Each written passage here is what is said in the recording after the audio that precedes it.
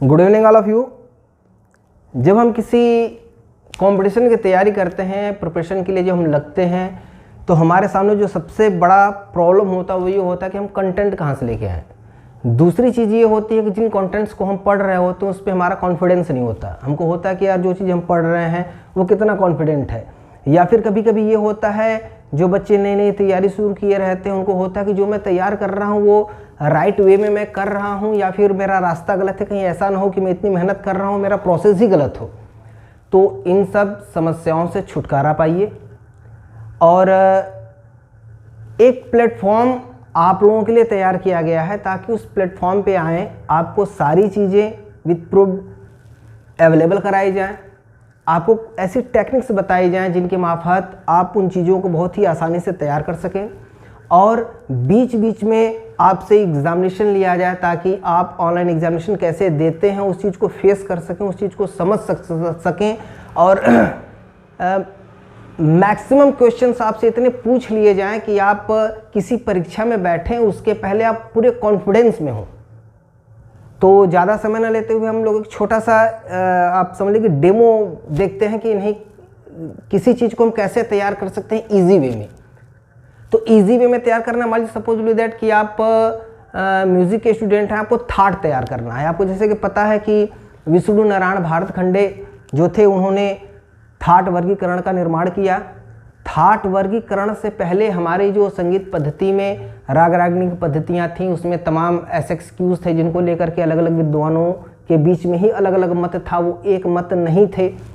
तो म्यूज़िक में ये चीज़ आप बहुत ज़्यादा पाएंगे कि कुछ लोग कुछ विधा को मानते हैं, कुछ लोग कुछ विधा को मानते हैं। तो इन सब जो कंट्रोडिक्शन जो दो लोगों के बीच में था उससे कन्फ्यूज़न क्रिएट होता था। और पहले की हमारी म्यूज़िक जो थी वो घरानों तक ही सीमित थी। तो जो घराने के जो हमारे उस्ताद हुआ करते थे, जिन चीज़ों को बताते थे हम उसको अक्षरशः सही मान करके उस पर आगे बढ़ जाते थे। किंतु भारतखंडे को लगा कि यार ऐसे काम नहीं हो पाएगा, जन साधारण के लिए म्यूज़िक को अवेलेबल कराने के लिए म्यूज़िक रिटन फॉर्म में होना चाहिए। तो रिटन फॉर्म में उन्होंने सबसे पहले अवेलेबल कराया। और ये जो तमाम ऐसी व्यवस्थाएं थी जिनको लेकर कन्फ्यूज़न क्रिएट हो रहा है, उस व्यवस्था को समाप्त करके उन्होंने थाट वर्गीकरण की पद्धति बनाई। तो जैसे कि मान लीजिए उन्होंने थाट बना दिए, 10 थाट बना दिए। 10 थाट में उन्होंने जितने राग थे सभी रागों को रख दिया उन्होंने। सभी थाटों को रखने के बाद थाट निर्माण जो उन्होंने किया तो उसका क्रम क्या था। जैसे कि हमारे सामने प्रॉब्लम आता है कि यार खमाज का स्वर समूह क्या है, तो ठीक है आसावरी का क्या होगा, तो तोड़ी का क्या होगा, पूर्वी का क्या होगा, मारवा का क्या होगा, ये एक कन्फ्यूज़न बना रहता है। तो आइए एक छोटा सा हम लोग डेमो देखते हैं कि कैसे किसी चीज़ को हम बहुत ही इजी वे में कर सकते हैं। जैसे कि आपको पता है किसी भी थाट के निर्माण के लिए हमारे पास कितने स्वर होने चाहिए, 7 स्वर होने चाहिए। वो 7 स्वर सप्तक के 12 स्वरों में से ही होंगे, या तो 7 शुद्ध हो जाएं या 7 में से 5 शुद्ध हो जाएं, 2 विकृत हो जाएं। विकृत हैं तो किस फॉर्म में है, तीव्र में है, कोमल में है। आइए हम लोग 2-3 चीज़ों को देखते हैं। जैसे कि मान लीजिए कि हम पहला लिख लिए विलावल। विलावल मान लीजिए हमें थाट आज आप लोगों के साथ मैं शेयर कर रहा हूँ कि थाट क्या होता है। तो पहला हमने विलावल लिख लिया, ठीक है। दूसरा हमने खमाज लिख लिया। तीसरा हमने काफ़ी लिख लिया। चौथा हमने आसावरी लिख लिया। 4 हमने लिख लिया। अब एक देखिए एक ऐसा फार्मूला है जिस फार्मूले के बिहाफ पे हम इन चारों को बहुत ही इजी वे में याद कर सकते हैं। एग्जाम्पल जैसे आप ले लीजिए, 7 स्वरों के नाम लिख दीजिए भैया, सा रे ग म प ध और नी। 7 स्वर हो गए। फिर लिख लीजिए 7 स्वरों के नाम, सा रे ग म प ध और नी। यहाँ पे फिर 7 स्वरों के नाम लिखिए, सा रे ग म प ध नी। फिर यहाँ पे 7 स्वरों के नाम लिखिए, सा रे ग म प ध नी। हो गया। अब पहले थाट के लिए हमको सब छोड़ देना है, कहीं कोई परिवर्तन नहीं करना है। हमने कोई परिवर्तन नहीं किया, इसको हमने कह दिया भैया ये शुद्ध है। यह शुद्ध थाट की श्रेणी में आ गया। दूसरा आता है खमाज। तो हमको मात्र ये करना है कि पीछे से पहला कोमल कर देना है, अर्थात नी को कोमल कर देना है। बिलावल के स्वर समूह में सिर्फ नी को कोमल कर दिए तो यह खमाज में कन्वर्ट हो गया। ठीक है, अब अगला नंबर आता है काफी का। तो खमाज के बाद काफी आता है। खमाज में हमने नी लगाया था तो नी हमने फिर से लगा दिया। खमाज में नी था इसलिए हमने काफी में नी लगा दिया। अब हमने क्या किया कि नी के साथ साथ ग को भी कोमल कर दिया। तो जब ग और नी दोनों कोमल हो गए तो एक इसमें कन्वर्ट हो गया, काफी में कन्वर्ट हो गया। ठीक है, अब देखिए ये ग हमने कोमल लगाया हुआ था, नी कोमल लगाया था।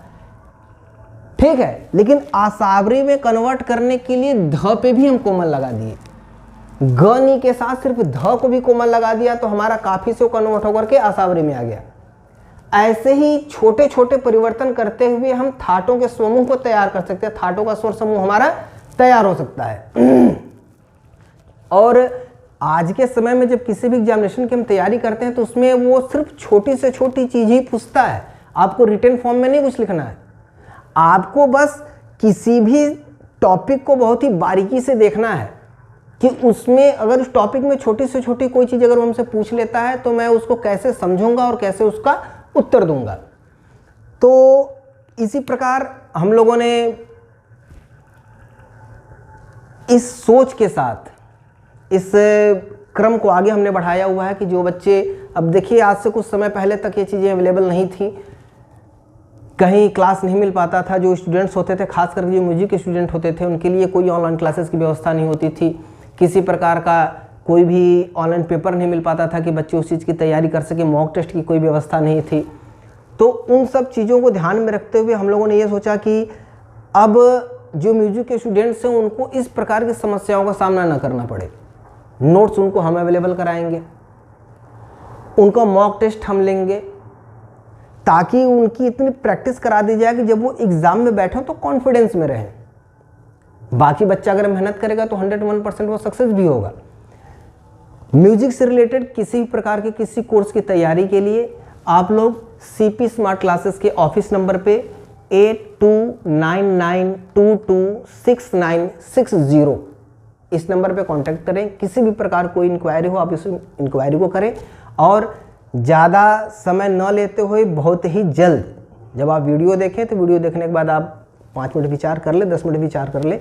एक बार आप कांटेक्ट करके ज़रूर बात कर लें ऑफिस पे, ताकि अगर आपको तैयारी करनी है तो अब शुरू कर देनी है, अब विलंब नहीं। Okay, thank you. अगर आप लोग जुड़ते हैं CP स्मार्ट क्लासेस के साथ तो हमारी मुलाकात फिर होगी। तब तक के लिए नमस्कार।